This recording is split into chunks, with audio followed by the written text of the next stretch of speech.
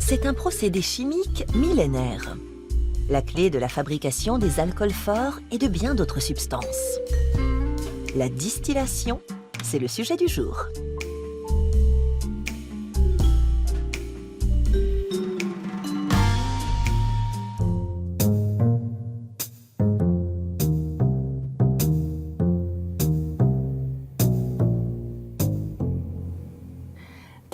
Voici le principe de base de la distillation. Arrivé à son point d'ébullition, un liquide se vaporise et se condense pour se liquéfier à nouveau. C'est un moyen assez simple de dissocier les mélanges sans recourir à des agents de séparation chimique. Bienvenue dans Xenius. Soyez les bienvenus. Nous venons de distiller de l'eau salée. Et nous avons donc d'un côté la substance solide, le sel, et de l'autre, de l'eau douce. Vérifions. Ça a marché. La technique permet également de séparer deux substances liquides comme l'eau et l'alcool. Et c'est ainsi qu'elle permet de fabriquer des spiritueux, une catégorie qui comprend aussi le gin qui m'intéresse plus particulièrement. Et moi, j'aimerais bien savoir comment à partir de ceci, on obtient du calvados. Ok, je te suis. Mais jetons d'abord un coup d'œil à l'histoire de la distillation. Il y a des milliers d'années, l'homme savait déjà extraire de précieuses fragrances des pétales de fleurs. Il suffisait de faire passer de la vapeur d'eau à travers les fleurs et de recueillir la condensation. Pour dessaler de l'eau de mer, il la faisait bouillir et récupérait la vapeur qui s'élevait dans de la laine de mouton, par exemple. La technique se complexifie avec Marie la Juive. Considérée comme l'une des fondatrices de l'alchimie, elle vécut à Alexandrie entre le 3e et le 1er siècle avant notre ère. C'est elle qui a inventé le premier appareil à distiller, le tribikos, peut-être en cherchant comment produire de l'or.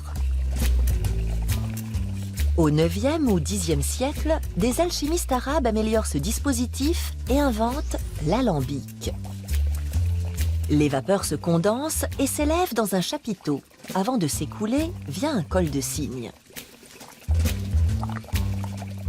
Au Xe siècle, le médecin et alchimiste persan Rhazès pratique la distillation simple. Du pétrole brut, il extrait des bitumes et des huiles végétales de l'huile de brique. Au Moyen-Âge, l'alchimie gagne l'Europe où elle suscite l'enthousiasme. Tout le monde cherche la pierre philosophale, la formule qui permet la transmutation du plomb en or. Sans résultat, hélas. Toujours est-il que cet engouement entraîne une amélioration et une sophistication des instruments. Et les alchimistes en quête de cet élixir, panacée contre toutes les maladies, découvrent incidemment que la distillation permet d'extraire l'esprit de vin. Le début d'une autre histoire.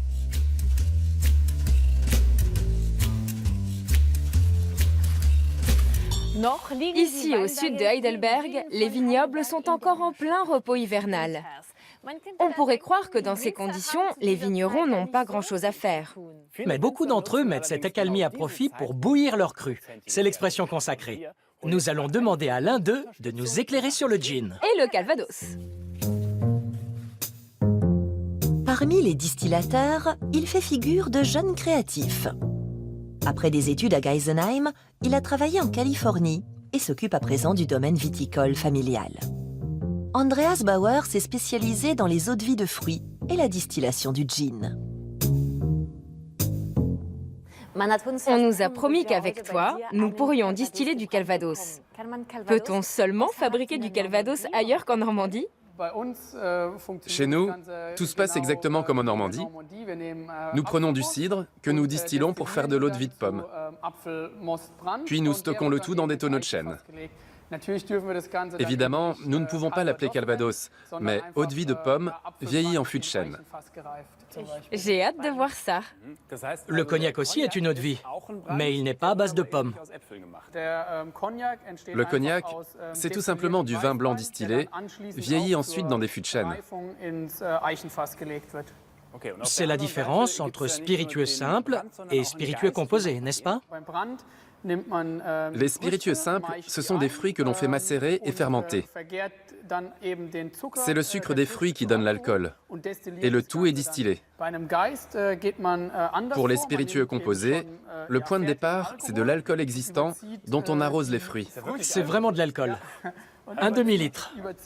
Oui, on arrose les fruits avec cet alcool pour extraire les arômes, et la redistillation intervient ensuite. Le gin est donc un spiritueux composé.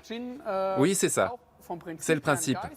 À la base, on prend des baies de genièvre et on affine le tout avec des zestes d'agrumes, des herbes, des épices, à volonté.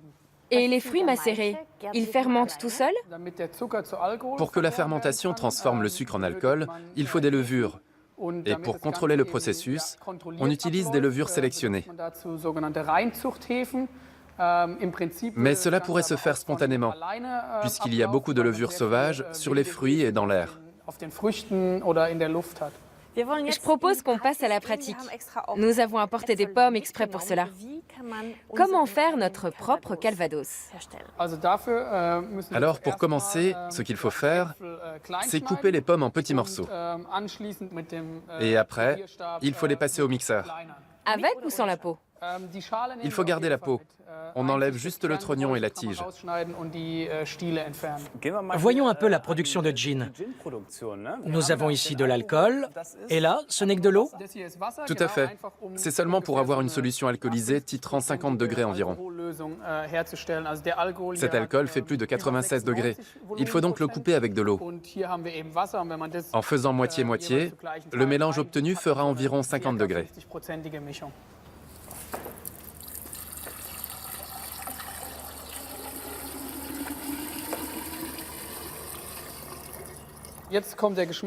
Passons maintenant au goût. L'ingrédient le plus important, ce sont les baies de genièvre, bien sûr. Ce sont elles qui donnent au gin sa saveur caractéristique. Quant aux autres ingrédients, c'est une question de goût. Ici, nous avons des zestes de citron, car les agrumes sont très appréciés. On peut aussi ajouter une petite note exotique, avec de la citronnelle. Personnellement, j'aime bien le gingembre. Un peu de citronnelle, du gingembre, très frais. Une question, c'est quoi ton secret? Alors moi, pour créer le lien avec notre exploitation viticole, j'utilise des fleurs de vigne pour parfumer mon gin. Bonne idée. J'ai fini de couper les pommes. Je peux les mixer là? Absolument, tu peux les écraser.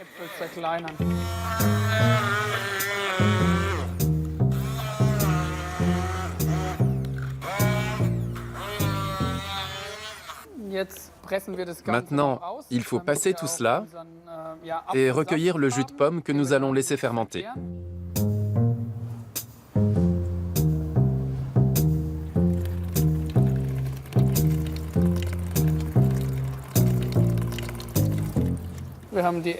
Voilà, c'est fait.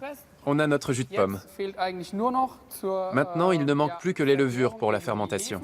La levure? Les éléments sont déjà prêts. Tu n'as plus qu'à les ajouter. D'abord, tu vas verser un peu d'eau dans ce pichet. Elle doit être à une trentaine de degrés. Combien? 100 à 200 millilitres à peu près.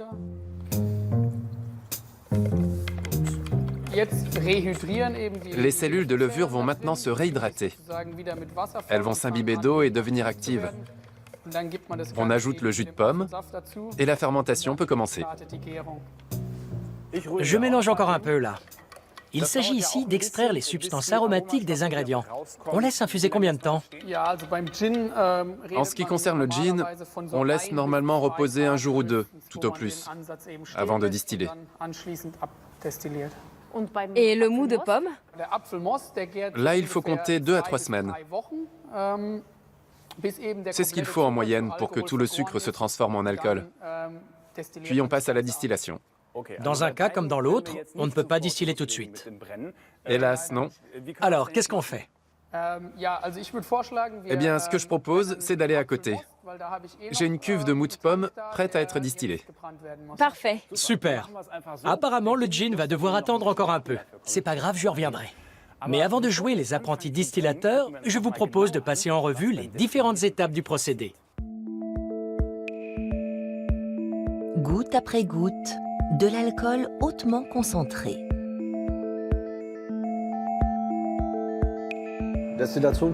La distillation fonctionne selon le principe suivant. Un liquide vaporisé traverse un système réfrigérant où il se condense. Le procédé consiste à séparer des substances à leur point d'ébullition. Prenez un ballon à distiller pour le mélange initial. Dans le cas qui nous intéresse, du vin rouge, un réfrigérant à eau et un ensemble de flacons récupérateurs appelés pis de vache pour collecter les liquides une fois séparés. Chauffez le vin rouge, qui est un mélange de substances, notamment d'eau, de méthanol et d'éthanol.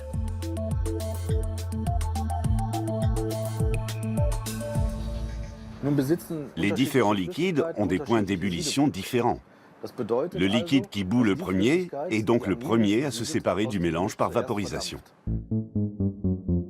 Arrivé à 68 degrés, le premier composant se met à bouillir. C'est le méthanol. Vaporisé, il s'engouffre dans le réfrigérant, où il refroidit, et la condensation s'écoule dans le premier flacon. Tournez le dispositif pour l'étape suivante. L'éthanol, ou alcool éthylique, se vaporise à 78 degrés. Mais ce distillat contient aussi d'autres substances. Ce qui est extrait là n'est pas encore de l'alcool pur. Cela renferme aussi des substances aromatiques, notamment des huiles empyreummatiques. Pour obtenir de l'alcool pur, il faut procéder à plusieurs distillations successives. Les huiles empyreumatiques présentes dans le distillat sont des sous-produits de la fermentation alcoolique. C'est notamment à elles que nous devons les maux de tête en cas de consommation excessive. Ces huiles empyreumatiques peuvent être extraites avec des appareils complexes, comme une colonne à plateau. Celle-ci, composée de plusieurs niveaux superposés, peut effectuer différentes étapes de distillation en même temps. Lors du chauffage du mélange initial, les composants vont tendre, en fonction de leur point d'ébullition, à se déposer sur les différents plateaux où ils pourront être recueillis. Ce système fonctionne comme plusieurs alambics montés en série. Son efficacité lui vaut d'être également mise en œuvre dans les raffineries de pétrole. Voilà comment s'opère la distillation du pétrole dans une raffinerie. Nous avons en tête de colonne l'essence minérale. Puis, il y aura l'essence ordinaire que l'on trouve à la pompe. Au point d'ébullition supérieur, le kérosène. Ensuite, le diesel. Et tout en bas, nous avons le bitume, c'est-à-dire le goudron qui sert au revêtement des routes. Cette colonne permet de mieux séparer les constituants. Mais en matière de spiritueux, une bonne séparation ne suffit pas. Encore faut-il conserver les substances aromatiques. Et c'est là qu'intervient le savoir-faire du distillateur.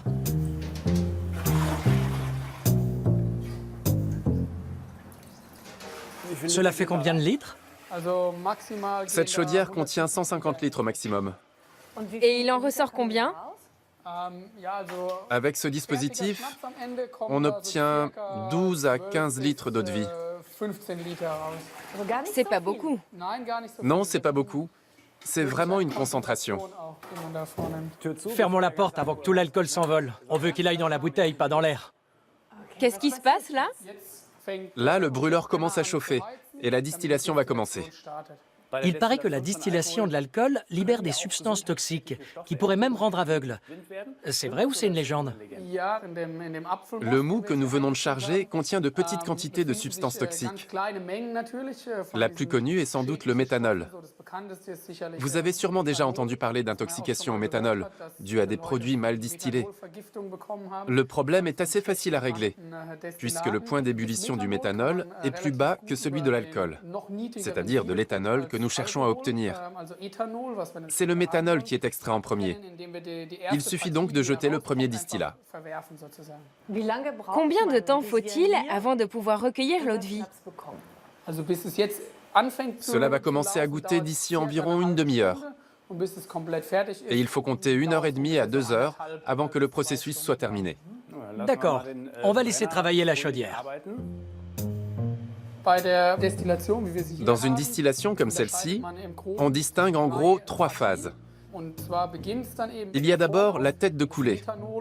Celle-ci contient le méthanol et d'autres substances volatiles que l'on peut ainsi séparer. Vient ensuite le bon distillat, considéré comme le cœur de la distillation. Il se compose essentiellement d'éthanol et de toutes les composantes aromatiques. En queue de distillation se trouvent les combinaisons à longue chaîne, comme certains acides gras, qui doivent eux aussi être éliminés. Mais les queues de distillation n'ont pas le côté toxique des têtes.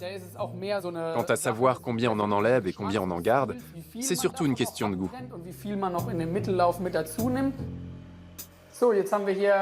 Là, nous dépassons un peu les 70 degrés, et c'est le début de la tête de coulée. En voici un petit échantillon. Vous pouvez le sentir. Qu'est-ce que cela vous évoque? On dirait de la colle. Du dissolvant, non? Oui, ça a quelque chose d'âcre, de pénétrant. Oh, terrible. Et ça, c'est vraiment toxique? Que se passe-t-il si l'on en boit? C'est surtout le méthanol qui est dangereux. Une fois métabolisé dans le foie, il devient très nocif. On le retrouve dans l'organisme sous forme de neurotoxines et il peut effectivement détruire le nerf optique. Les têtes de distillation doivent être éliminées. Avec le mou que nous avons là, il faudra jeter à peu près 1 litre à 1,2 litre.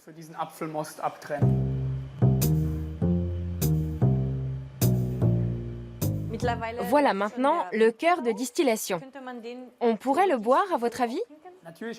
Oui, on pourrait le boire, mais il fait un peu plus de 80 degrés, ce qui est... Un peu beaucoup. Un peu fort, oui. Mais je vous invite à le sentir. Je peux déjà vous prélever un petit échantillon. Si vous comparez à la tête de coulée, vous n'avez plus le côté piquant et vous allez déjà discerner la pomme. C'est fort et suave en même temps. Ah oui, on sent nettement la pomme, là. Qu'est-ce qui détermine la proportion du cœur de coulée qui sera finalement gardé? C'est le taux d'alcool. Il va en décroissant et permet de discriminer clairement le bon distillat. Nous intervenons dès 65 à 70 degrés. Bien sûr, on peut en prendre plus et réduire les queues de distillation pour augmenter le cœur, mais la qualité en pâtit. Oui, mais c'est quand même toujours trop fort pour être bu. Dans la bouteille ou dans nos verres, c'est à 35 ou 40 degrés, je pense. Oui, au moins 40 degrés. C'est ramené ensuite au taux de consommation avec de l'eau adoucie. Celui qui connaît bien son métier parviendra à coup sûr à éliminer les composants toxiques du distillat. Il existe pourtant un distillat qui a longtemps été considéré comme du poison. L'absinthe, la boisson culte du 19e siècle. De l'eau glacée, versée goutte à goutte à travers un morceau de sucre, vient troubler l'absinthe. À Paris, c'est surtout la bohème qui s'y adonne. Littérateurs et artistes la considèrent comme leur muse, la fée verte, qu'ils immortalisent dans leurs œuvres. Ils élèvent au rang de mythe l'absinthe et ses effets. Des effets qui n'ont rien d'anodin. La consommation excessive d'absinthe entraînerait hallucinations, désordres mentaux et crises d'épilepsie. Un état de choses qui donnera lieu à un néologisme, l'absinthisme. Longtemps, ce spiritueux sera interdit dans la plupart des pays d'Europe. La France du 19e siècle n'avait pas vraiment conscience des effets négatifs que pouvait causer l'alcool. Alors beaucoup de gens buvaient de l'absinthe du matin au soir, ce qui a bien sûr posé un grave problème d'alcoolisme, et ça a fini par devenir un problème social. Vers la fin des années 1990, l'absinthe est de nouveau légalisée dans l'Union européenne et Hans-Peter Fuss décide de suivre l'appel de la Fée verte. Il prend contact avec des fabricants et entreprend de percer le mystère de cette eau-de-vie.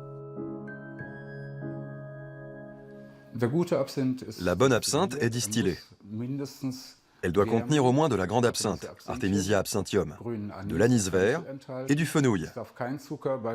Il ne faut pas y ajouter de sucre au cours de la préparation. Et seules des plantes bien précises peuvent être utilisées lors de la coloration après distillation.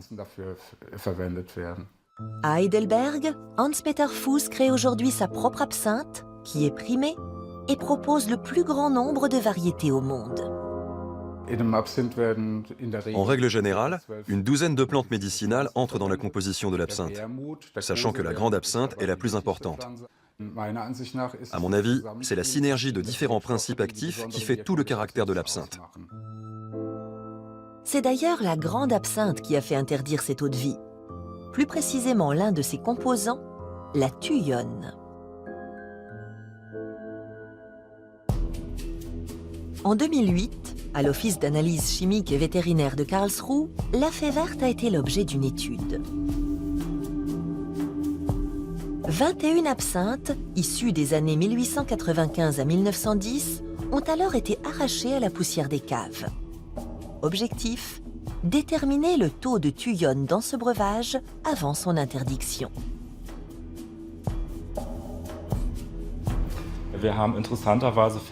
Nous avons constaté que les produits de l'époque ne présentaient pas une concentration élevée en thuyone.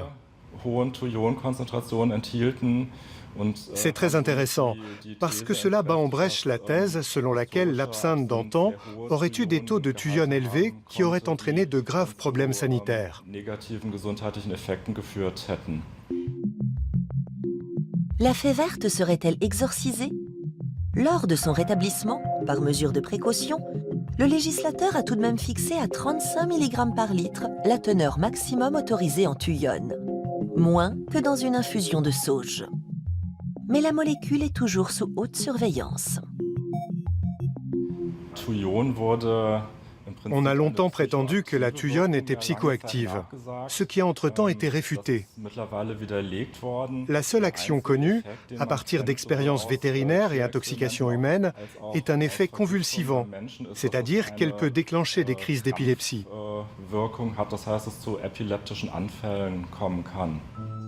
Encore faudrait-il pour cela boire au moins une demi-bouteille d'absinthe par jour. La thuyone ne serait donc pour rien dans l'effet si spécial de ce breuvage ? Une absinthe contient de nombreux ingrédients différents, et c'est l'interaction de ces principes actifs qui produit cette action particulière. Il n'y a pas moyen d'étudier en laboratoire ce qui se passe vraiment chez le consommateur.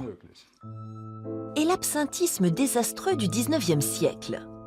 Il n'était pas dû à la thuyone, mais aux produits frelatés et à un taux d'alcool qui dépassait souvent les 70 degrés.